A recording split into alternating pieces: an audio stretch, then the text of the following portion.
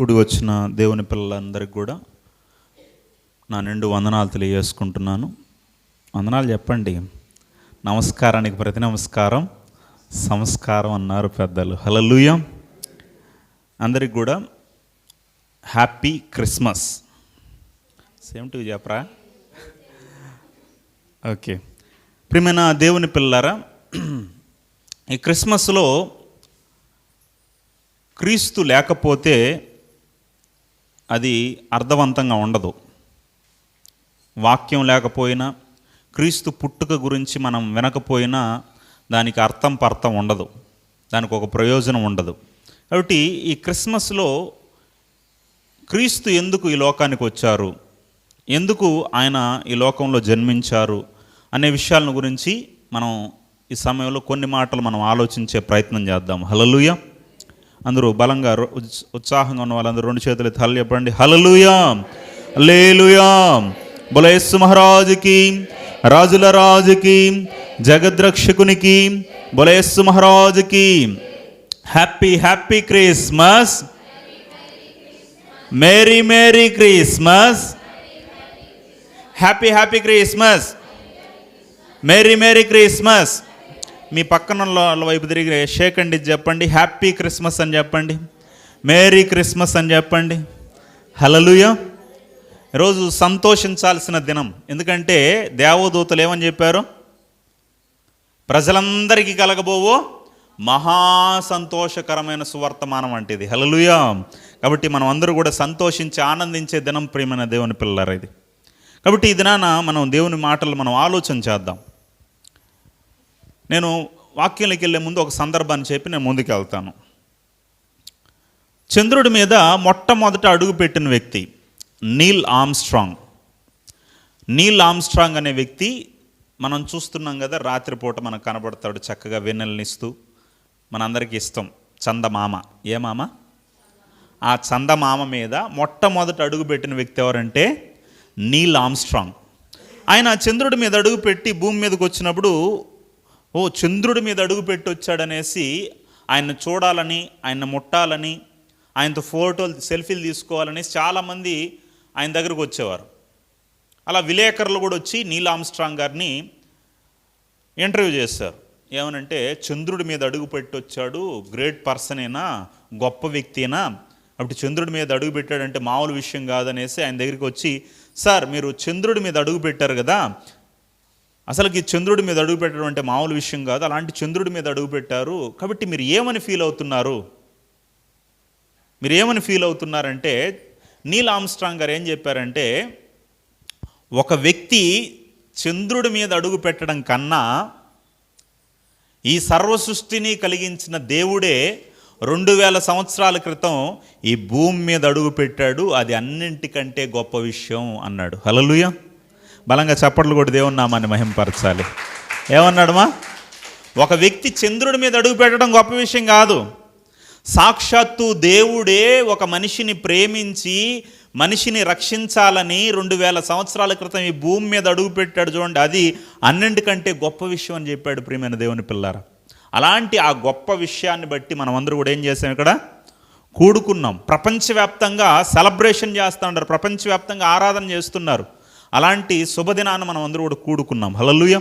కాబట్టి ఈ క్రిస్మస్లో ఎందుకు యేసుక్రీస్తు ప్రభుల వారు ఈ లోకానికి వచ్చారు, ఎందుకు ఈ లోకంలో జన్మించాడు అని మనం ఒక్కొక్క విషయాన్ని మనం ఆలోచిస్తూ మనం ముందుకు వెళ్దాం. నేను ఎక్కువసేపు విస్తరించి మాట్లాడిన కానీ కొన్ని విషయాలు చెప్పి నేను ముగించేస్తాను. జాగ్రత్తగా దేవుని మాటలు వినే ప్రయత్నం చేయండి, మీ మనస్సు ఎటు పోనివ్వకుండా చూసుకోండి. మనం కొరింథీయులకు రాసిన 2వ పత్రిక 9వ అధ్యాయం 15వ వచనాన్ని ఒకసారి చదువుకుందాం. కొరింథీయులకు రాసిన 2వ పత్రిక 9వ అధ్యాయము 15వ వచనం నేను చదువుతాను, నా వెనక చెప్పండి. చెప్పసఖ్యము కానీ, అందరూ కూడా చెప్పండి, చెప్పసఖ్యము కానీ ఆయన వరమును గూర్చి దేవునికి స్తోత్రం. ఏంటంట? Invisible gift. అంటే ఇక్కడ చెప్పసఖ్యము కానీ వరం అంటే మాటలతో చెప్పలేనటువంటి బహుమానం. ఎందుకు ఈ మాటను పౌలు గారు ఈ సందర్భంలో వాడాల్సి జరిగింది, అసలు ఏం జరిగింది, ఏ పరిస్థితుల్లో ఈ మాటని పౌలు గారు చెప్తున్నారని మనం ఆలోచిస్తే, పౌలు గారు రెండో ప్రయాణం చేస్తూ ఉన్నాడు. అనేక సార్లు సువార్త దండయాత్ర చేశాడు ఆయన.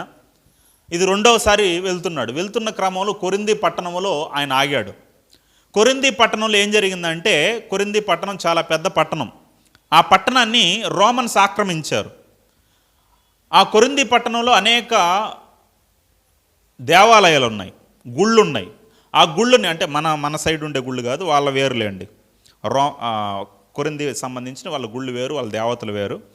అక్కడ ఉన్నటువంటి గుళ్ళు వాళ్ళ యొక్క ప్రత్యేకత ఏంటంటే, ఆ గుడి లోపల ఏం చేసేవాళ్ళు అంటే, వారు బంగారు, వెండి, విలువైన మెటల్స్ ఉపయోగించి వాటికి పూత వేసేవారు.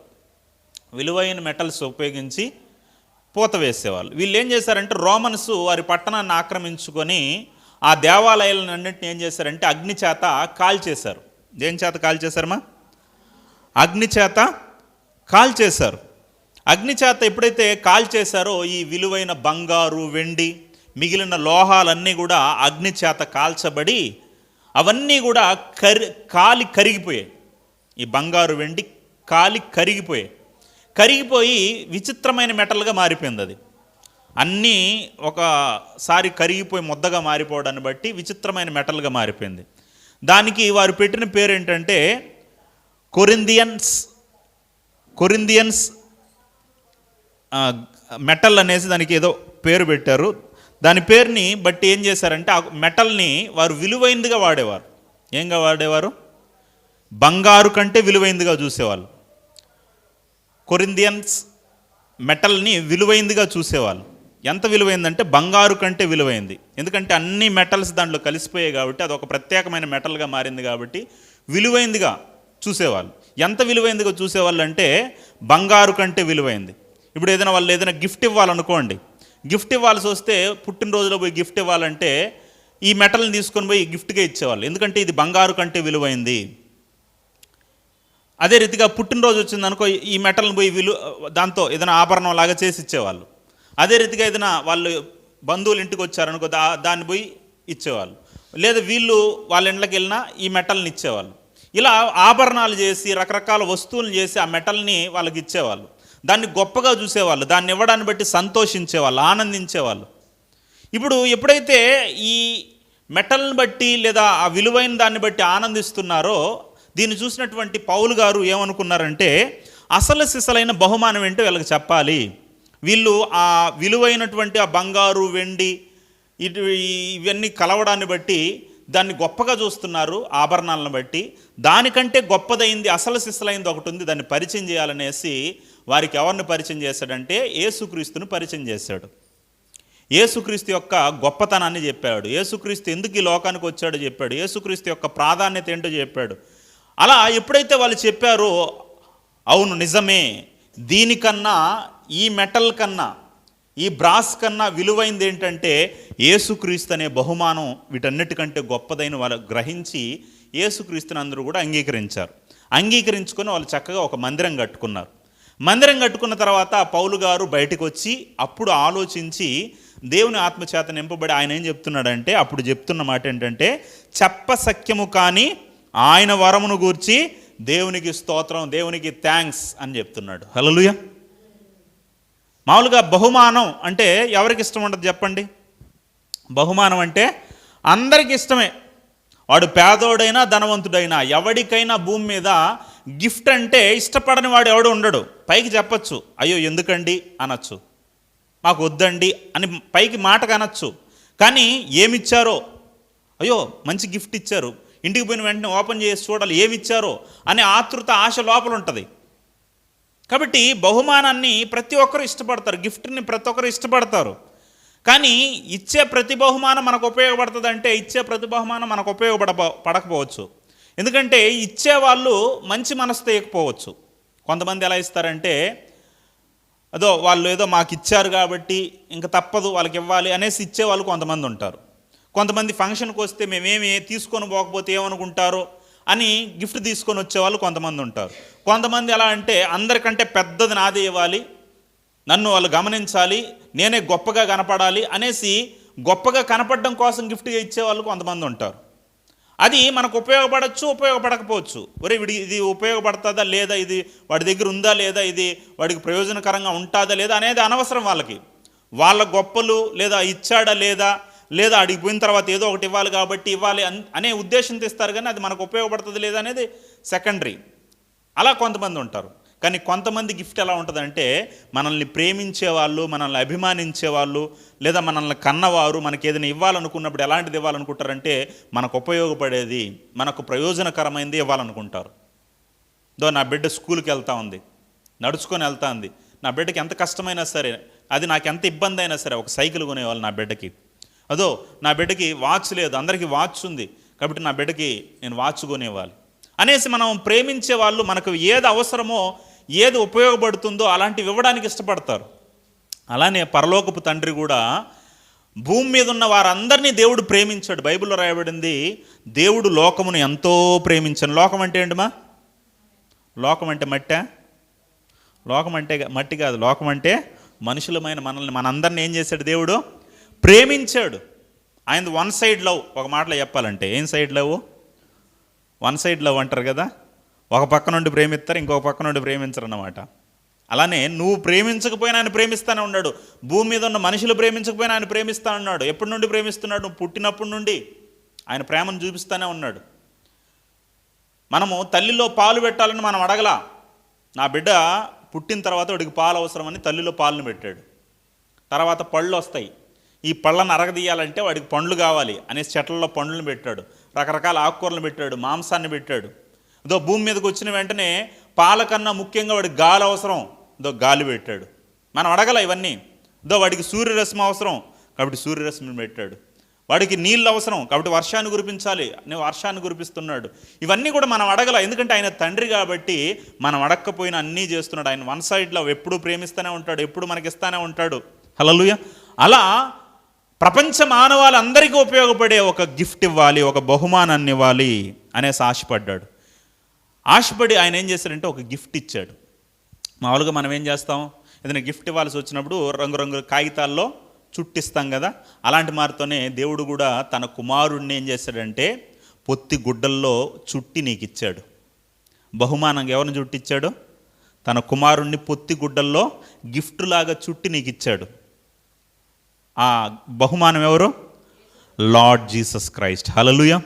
యేసుక్రీస్తే ఆ బహుమానం. ఆ బహుమానాన్ని బట్టి ప్రపంచం అంతా పండగ చేసుకుంటుంది. యేసుక్రీస్తు పుట్టిన రోజుని ప్రపంచం అంతా ఏం చేస్తుంది? సెలబ్రేట్ చేసుకుంటుంది. ఎందుకంటే అంత గొప్ప బహుమానం అది.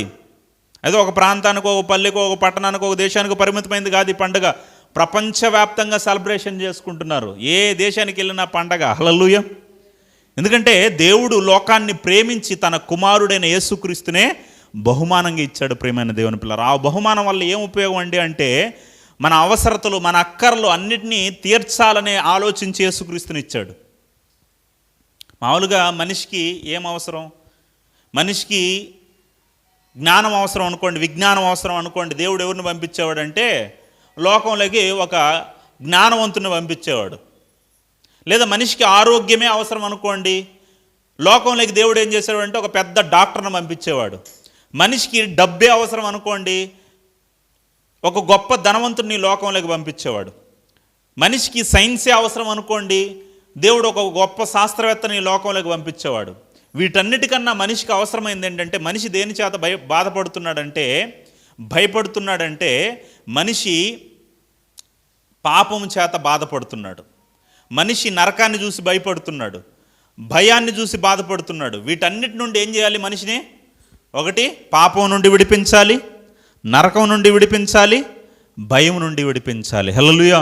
కాబట్టి వీటి నుండి విడిపించాలంటే యేసుక్రీస్తుని లోకానికి పంపించాలని యేసుక్రీస్తుని లోకానికి పంపించాడు. ప్రియమైన దేవుని పిల్లారా, మనిషి అనేక రకాల భయాల చేత మనిషి బాధపడుతున్నాడు, భయపడుతున్నాడు.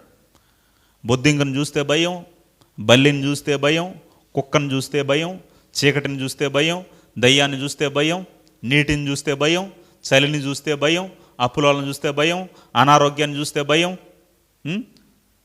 రకరకాల భయాలు మనిషిని చుట్టుముట్టున్నాయి. ఎన్నో రకాల భయాల చేత మనిషి భయపడుతున్నాడు.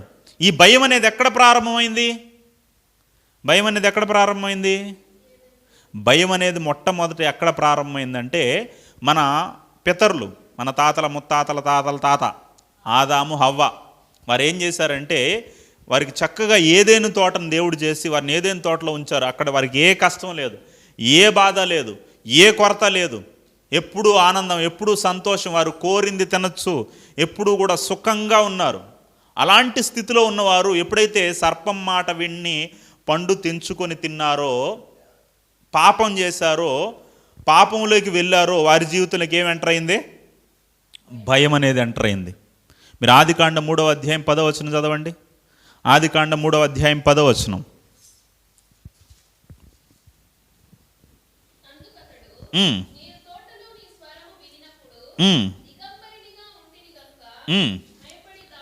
భయము అనే మాట ఎక్కడ ప్రారంభమైంది తెలుసా బైబిల్లో? అక్కడనే ప్రారంభమైంది మొట్టమొదట. ఎప్పుడైతే మనిషి జీవితంలోకి పాపం వచ్చిందో అతడు అక్కడి నుండి భయపడడం మొదలుపెట్టాడు. అతని జీవితంలోకి భయం అనేది ఎంటర్ అయింది. పాపం చేసిన వాడిని భయం ఏల్తుంది. హల్లెలూయా. ఏం భయం? అక్కడి నుండి ఆదాముకు భయం, మనుషులకు భయం. ఎందుకంటే ఇక మీదటి నుండి ఏం చేయాలి? మేము చెమటోడ్చి బ్రతకాలి, రేపు మా పరిస్థితి ఏంటో అని భయం, వారి పిల్లల గురించి భయం, చనిపోతామనే భయం, చనిపోయిన తర్వాత ఎక్కడికి వెళ్తామనే భయం, పరలోకం వెళ్తామో వెళ్ళమో అనే భయం, దేవుని ఉగ్రత మా మీదకి వస్తుందేమో అనే భయం, రకరకాల భయాలు అక్కడి నుండి మనిషిని పరిపాలించడం మొదలుపెట్టింది. ప్రియమైన దేవుని పిల్లరా, భయం అనేది మనిషి జీవితంలోకి వచ్చేసింది. అందుకే ఈ భయాన్ని తీసివేయాలి, భయాన్ని తీసివేయాలి. అందుకే యేసుక్రీస్తు ఈ లోకానికి వచ్చినప్పుడు అక్కడ గాబ్రియల్ దేవదూత ఏం చేసిందంటే, వచ్చిన ప్రతి సందర్భంలో ఏం చెప్పిందంటే, భయపడకు, మరియా భయపడకు, యోసేపు భయపడకు, జ్ఞానులారా భయపడకండి, కాపరులారా భయపడకండి, జకర్యా భయపడకు, భయపడకు, భయపడకు, భయపడకు. ఎందుకంటే ఆ భయాన్ని తీసివేయడానికి యేసుక్రీస్తు లోకానికి వచ్చాడు. పాపం వలన కలిగిన ఆ భయాన్ని తీసివేయాలి, పాపాన్ని తీసివేయాలి, భయాన్ని తీసివేయాలి, నరకాన్ని తప్పించి పరలోకం తీసుకుని వెళ్ళాలి మనిషిని అనేసి దేవుడు ఆలోచించి లోకానికి వచ్చాడు. ప్రియమైన దేవుని పిల్లారా, భయం అనేది చాలా ప్రమాదకరం. భయం అనేది మనిషి జీవితాన్ని ఎంతగానో ప్రభావితం చేస్తూ ఉంది, ఎంతగానో నశింపజేస్తూ ఉంది, ఎంతగానో అతని జీవితంలో ప్రమాదాన్ని తీసుకొని వస్తుంది భయం. భయం వల్ల కలిగే నష్టాలు ఏంటండి అంటే కొన్ని విషయాలు నేను చెప్తాను, చాలా ఉన్నాయి కానీ ఒక 5 విషయాలు షార్ట్గా చెప్తాను, జాగ్రత్తగా గుర్తుపెట్టుకోండి. భయం అనేది ఎందుకు దేవుడు తీసివేయడానికి వచ్చాడు, భయం వలన కలిగే నష్టాలు ఏంటో ఒక్కొక్కటి నేను మీకు చెప్తాను, జాగ్రత్తగా వినండి. నెంబర్ 1, భయం అనేది అంటుకుంటుంది. భయం ఏం చేస్తుంది? ఒకళ్ళు భయం ఉంటే ఏం చేస్తుంది? మా భయం అనేది మిగిలిన చుట్టూ ఉన్నవారికి ఏం చేస్తుంది? అంటుకుంటుంది. ఒకడు భయపడ్డాడు అనుకో, చుట్టూ ఉన్న వాళ్ళందరినీ భయపెట్టేస్తాడు. హల్లెలూయా. ఒకసారి ఏం జరిగిందంటే, ఒక చోట ఒక వ్యక్తి అయ్యో అయ్యో అయ్యో అయ్యో అని పరిగెడతా ఉన్నాడు. పరిగెడతా ఉంటే ఆ గ్రామంలో ఉన్నటువంటి ఒక షాప్ ఓనరు, ఏంట్రా పరిగెడతాడు, ఏంట్రా భయపడతా పరిగెడతా ఉంటావు, ఏం జరిగిందని అంటే, అయ్యో మన ఊర్లో డ్యామ్ పగిలిపోయేసి ఆ నీళ్ళన్నీ మన గ్రామం మీదకి వచ్చేస్తుంది, కొద్దిసేపుల్లో మన గ్రామం అంతా కొట్టుకొని వెళ్ళిపోతాం, మనం చచ్చిపోతాం అనేసి భయపడుతూ పరిగెడతా ఉన్నాడు. పరిగెడతా అంటే ఆ షాప్ ఓనరు, ఆ షాప్లో ఉన్నటువంటి వ్యక్తులు అందరూ అవునా అమ్మో తప్పించుకుందాం అనేసి వాళ్ళు కూడా అయ్యో అయ్యో అయ్యో అనేసి వాళ్ళు పరిగెడతా ఉంటారు. అయ్యో అమ్మో అనేసి పరిగెడతా ఉంటే ఆ పక్కన షేవింగ్ చేసే వ్యక్తి బార్బర్ ఏం చేస్తానంటే షేవింగ్ చేస్తూ ఉన్నాడు. షేవింగ్ చేస్తా అంటే వీళ్ళందరూ అరుస్తా అంటే ఏం జరిగింది అంటా అంటే, అయ్యో డ్యామ్ పగిలిపోయేసి నీళ్ళన్నీ వచ్చేస్తుంది, మనం కొద్దిసేపులో కొట్టుకొని వెళ్ళిపోతామంటే ఆ షేవింగ్ చేసుకునే వ్యక్తి, ఆ బార్బర్ ఇద్దరు కూడా వాళ్ళు కూడా పరిగెత్తడం మొదలుపెట్టారు. అలా గ్రామం పరిగెత్తి ఎత్తైన స్థలం ఎక్కడుందా అక్కడికి పరిగెత్తి వెళ్ళిపోదాం అనేసి పరిగెత్తున్నారు. పరిగెత్తంటే అక్కడ ఒక ముసలాయన కూర్చో ఉన్నాడు. ఆ ముసలాయన, నాయనా ఎక్కడికి పరిగెత్తండారు, ఏమైంది నాయనా అంటా ఉంటే, తాత నీకు తెలీదా మన ఊరు డ్యామ్ పగిలిపోయేసి నీళ్ళన్నీ వచ్చేస్తుంది, కొద్దిసేపులో మన ఊరు మునిగిపోతుంది, నువ్వు కూడా చచ్చిపోతావు, పరిగెత్తి అనేసరికి అవునా నాయనా అనేసి ఆయన కూడా పరిగెత్తడం మొదలుపెట్టాడు. పరిగెత్తి అందరూ పరిగెత్తారు కానీ ఆ ముసలాయన మాత్రం పరిగెత్తలేక కొద్దిగా అలిసిపోయేసి ఇంక పరిగెత్తలేక అక్కడ ఒక కూర్చుండే దానికి అనుకూలం ఉంటాడు, కూర్చునేసి తర్వాత ఆలోచించాడు. ఏమన్నా తెలుసా, అసలుకి నేను పుట్టినప్పటి నుండి ఇప్పటి వరకు అసలు మన ఊరిలో డ్యామే లేదు కదా, అసలు డ్యామే కట్టలేదు కదా, డ్యామ్ పగలడం ఏంటి, ఏమీ లేదు ఆ ఊరిలో, అసలు డ్యామే లేదు, ఆయన పుట్టినప్పటి నుండి డ్యామే లేదు, ఇంక డ్యాము పగిలిపోవడం ఏంది, నీళ్ళు రావడం ఏంది అంటే ఒక వ్యక్తి భయపడి ఏం చేశాడు, ఊరు మొత్తాన్ని లేని దాన్ని చూపించి భయపడి అతడు మిగిలిన వాళ్ళందరినీ ఏం చేశాడు, భయపెట్టాడు. అంటే భయం ఏం చేస్తుంది అంటే అల్లుకునేస్తుంది. ఒక వ్యక్తి పిరిగివాడైతే అతని చుట్టూ ఉన్నవారు అందరిని ఏం చేస్తాడు తెలుసా, పిరిగివారిగా మార్చేస్తాడు. ఒక ధైర్యవంతుడు చుట్టూ ఉన్నవారిని ధైర్యవంతుడిగా మారిస్తే, ఒక భయస్థుడు చుట్టూ ఉన్న వాళ్ళని ఏం చేస్తాడో భయస్థులుగా మార్చేస్తాడు. ప్రియమైన దేవుని పిల్లరా, కారణం ఏంటంటే భయానికి ఉండే లక్షణం అది. భయం ఏం చేస్తుంది అంటే ఒక వ్యాధి అల్లుకున్నట్టు అల్లుకుంటుంది. ఇది భయానికి ఉండే లక్షణం. నెంబర్ 1 భయం అనేది ఎంత భయంకరమైందంటే, నెంబర్ 1 భయము చుట్టూ ఉన్న వాళ్ళని ఏం చేస్తుంది, అల్లుకుంటుంది. చుట్టూ ఉన్నవారిని కూడా చేరుకొని భయాందోళనకి తీసుకుని వెళ్తుంది. ఇది నెంబర్ 1, అంటుకుంటుంది. నెంబర్ 2 భయం ప్రవచనం లాగా పనిచేస్తుంది. భయం అనేది ఎలా పనిచేస్తుంది, ప్రవచనం లాగా పనిచేస్తుంది. ఒక మాట యోబు గ్రంథము 3వ అధ్యాయం 25వ వచనం చదవండి. యోబు గ్రంథం 3వ అధ్యాయం 25వ వచనం.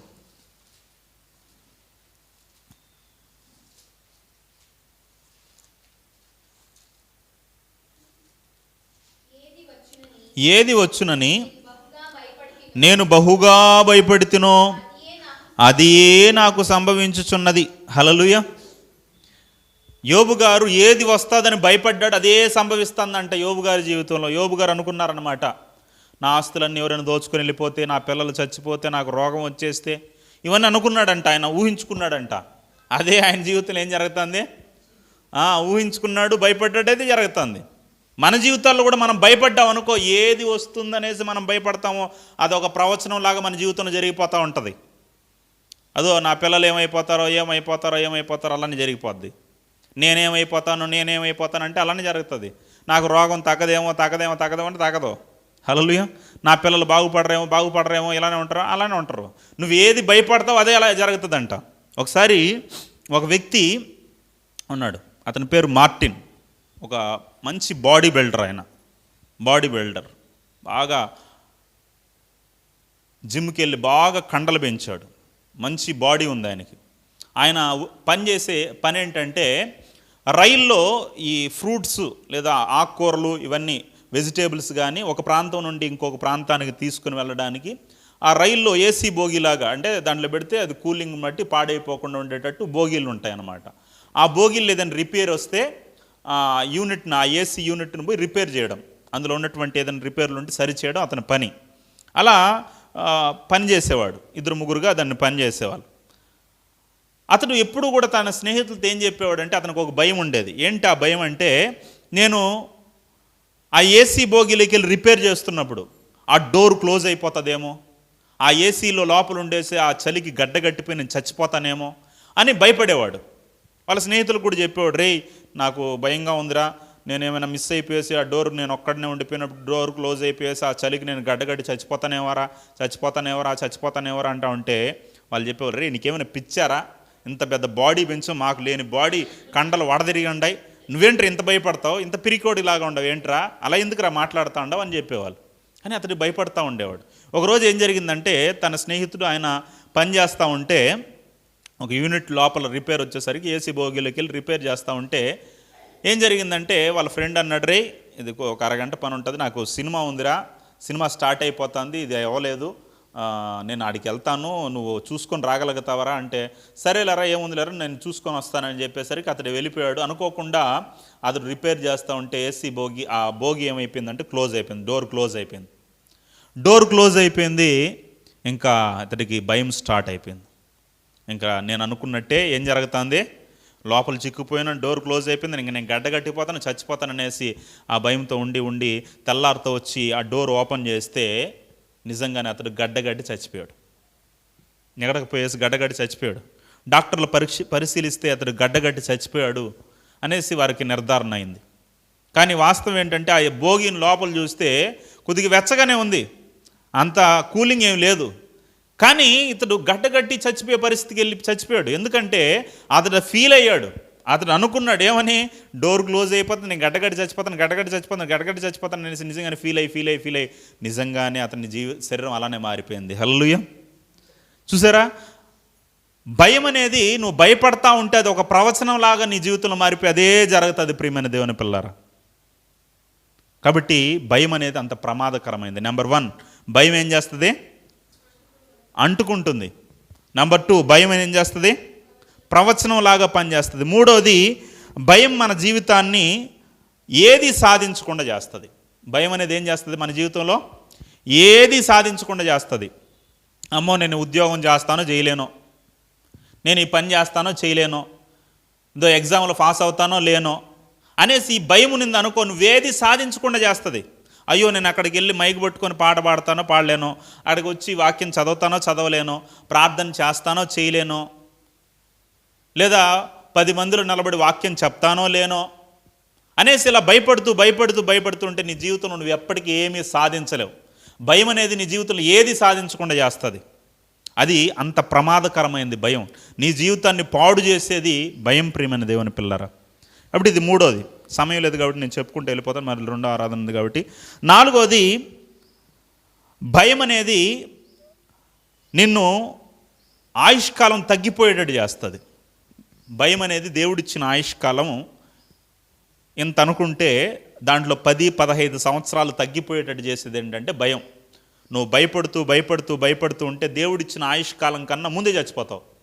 మామూలుగా సిగరెట్ తాగితే అంట 6 నిమిషాల ఆయుష్కాలం తగ్గిపోతుందంట. సైంటిస్టులు చెప్పే విషయం ఏంటంటే సిగరెట్ తాగే వారి జీవితంలో ఒక్కొక్క సిగరెట్కి 6 నిమిషాల ఆయుష్కాలం తగ్గిపోతుందంట. భయం నీ జీవితంలో ఉందనుకో, నీ జీవితంలో 10-15 సంవత్సరాలు తగ్గిపోతాయి. హల్లెలూయా. అంత ప్రమాదకరమైనది ఏంటి? అందుకే బైబిల్లో సామెతల గ్రంథం 29వ అధ్యాయం 25వ వచనం చదవండి. సామెతల గ్రంథం 29:25. సామెతల గ్రంథం 29:25. భయపడుట వలన మనుష్యులకు ఏం వస్తుంది? ఉరి. భయం ఏం చేస్తుంది అంటే ఉరిని తీసుకుని వస్తుంది నీ జీవితంలో. అర్ధాంతరంగా చచ్చిపోయేటట్టు చేస్తుంది భయం అనేది. కాబట్టి ప్రియమైన దేవుని పిల్లరా, భయం అనేది అంత ప్రమాదకరమైంది. హల్లెలూయా. చూసారా ఎలా ఒక్కొక్క దాంట్లో మనం ఆలోచిస్తూ ఉంటే ఎన్ని ఉన్నాయి తెలుసా భయం వల్ల. చివరిగా భయం అనేది నిన్ను నరకానికి తీసుకుని పోతుంది. భయం ఎక్కడ తీసుకుని పోతుంది? నరకాన్ని. 4వది గుర్తుందా? ఏంటి 4వది? భయం అనేది మన ఆయుష్కాలాన్ని తగ్గిపోయేట్టు చేస్తుంది. 5వది, భయం నిన్ను నరకానికి తీసుకొని పోతుంది. మీరు ప్రకటన గ్రంథం చదివితే అక్కడ నరకానికి వెళ్ళే వాళ్ళ లిస్ట్ ఉంటుంది. 21వ అధ్యాయం 8వ వచనం చదవండి చివరిగా. ప్రకటన గ్రంథం 21:8. ప్రకటన గ్రంథము 21:8. పిరికి వారిని లిస్టులో, నరకానికి వెళ్ళే లిస్టులో మొట్టమొదటి ఎవరున్నారంటే పిరికోళ్ళు. దేవుని విషయంలో కానీ, లోకం విషయంలో కానీ, లేదా నీ పనుల విషయంలో కానీ, ముఖ్యంగా దైవికమైన విషయాల్లో కానీ పిరికితనం ఉంటే, అవిశ్వాసులను, అసహ్యులను, నరహంతకులను, వ్యభిచారులను, మాంత్రికులను, విగ్రహారాధికులను, అబద్ధీకులందరూ మండు గుండములో పాలు పొందుదురు. ఇది 2వ మరణం. మొదటి మరణం ఏంటి? భౌతికంగా మనం చచ్చిపోవడం, ఈ దేహం నుండి బయటికి వెళ్ళిపోవడం. కానీ ఆత్మ కలిగే మరణం ఏంటంటే 2వ మరణం. ఈ మరణం దేవురెవరికి వస్తుందంట? చాలా లిస్టులు చెప్పారు. అందులో మొట్టమొదటి వాళ్ళు ఎవరో? పిరికి వాళ్ళు. అంటే భయం వలన నరకం వస్తుంది. భయం వల్ల మనం పాతాళానికి వెళ్ళిపోతాం. చూసారా ఎంత భయంకరమైందో? చూసారా? ఇలాంటి భయం నుండి నా పిల్లల్ని ఏం చేయాలి? నేను విడిపించాలి. భయం ఏం చేస్తుందంటే ఇంకా చాలా ఉన్నాయి. ఇప్పుడు మన దేవుని పిల్లలు చెప్పడానికి టైం లేదు కాబట్టి నేను ముగిస్తున్నా. 1, భయం వల్ల భయం ఏం చేస్తుంది? అంటుకుంటుంది. ఒకరికి చుట్టూ ఉన్న భయస్తులను చేస్తుంది, ఒక భయస్తుని బట్టి. 2వది, ప్రవచనం లాగా పనిచేస్తుంది మన జీవితంలో. ఒక ప్రవచనం ఎలా పనిచేస్తుందో అలా పనిచేస్తుంది భయం అనేది. 3వది, ఏమీ సాధించకుండా చేస్తుంది నీ జీవితంలో భయం ఉంటే. 3వది, ఆయుష్కాలం తగ్గిపోయేటట్లు చేస్తుంది భయం. 4వది, నిన్ను చివరికి నరకానికి తీసుకొని పోయేది భయం. హల్లెలూయా. కాబట్టి ఈ భయాన్ని జయించాలి. నా పిల్లల్లో నుండి ఆ భయాన్ని తీసివేసి వారిని ధైర్యవంతులుగా చేయాలి, వారిని పరలోకం తీసుకురావాలి అనే ఉద్దేశంతో తండ్రి అయిన దేవుడు ఎవరిని పంపించాడు? యేసుక్రీస్తుని పంపించాడు. పాపం వలన కలిగిన ఆ భయాన్ని తీసివేయాలి. పాపం వలన మనిషిలో భయం కలుగుతా ఉంది. పాపం చేసేవాడు ప్రతి ఒక్కడు భయపడుతున్నాడు. ఆ భయాన్ని తీసివేయాలి. కానీ సాతాను ఎలా తెలుసా?